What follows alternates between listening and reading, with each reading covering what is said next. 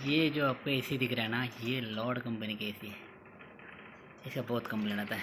ये देखो अभी साउंड आपको दिख रहा है, आपको थोड़ा बहुत इसका साउंड सुनाई दे रहा होगा, क्योंकि ये बहुत कंप्लेन करता है लॉर्ड का एसी, बहुत ज़्यादा कंप्लेन आता है। फ़िलहाल इसका ना ये मतलब वाटर लीकेज का प्रॉब्लम था। अब इसको मैंने अच्छी तरीके से क्लीन किया है, फिर भी देख लेता हूँ। 24 पे रखा है क्या है टेम्परेचर इसका, तो बहुत प्रॉब्लम करता है। ये जो एसी है ना लॉयड का, बहुत काफ़ी ये पुराना मॉडल है। नया मॉडल का एसी अच्छा आता है, पर ये पुराना मॉडल है। अभी भी देख रहे यहाँ पे इसका साउंड कर रहा है, फिर भी अभी फ़िलहाल मैंने इसको चेक किया है। उसके बाद देख लेते हैं इसके अंदर कुछ प्रॉब्लम होगा तो पता चल जाएगा।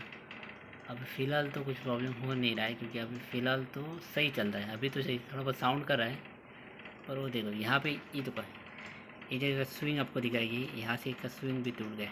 तो अभी भी काफ़ी पुराना ये है, तो इसकी वजह से थोड़ा इसको कंडेंसर अभी क्लीन किया है मैंने। कंडेंसर क्लीन किया है, उसका जो ट्रे था वो भी उसको भी क्लीन किया है।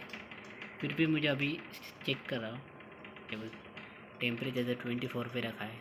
टेम्परेचर थोड़ा आपको कम ही रखा है मैंने, टेम्परेचर उतना है नहीं, 16 पे नहीं रखना है। स्टार्टिंग में आपको 16 पे रखना ही नहीं है, नॉर्मल किसी का 24 पे या 22 पे रख सकते हैं। एक बार सही से चेक कर लो, क्योंकि इसके अंदर कहीं अगर पानी का प्रॉब्लम हुआ है तो चेक कर सकता है फिर भी ना।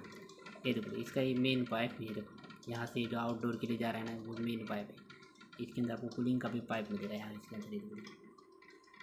एक बार चेक कर लेता हूँ, उसके बाद आपसे बात कर लेंगे। चेक कर लेता हूँ।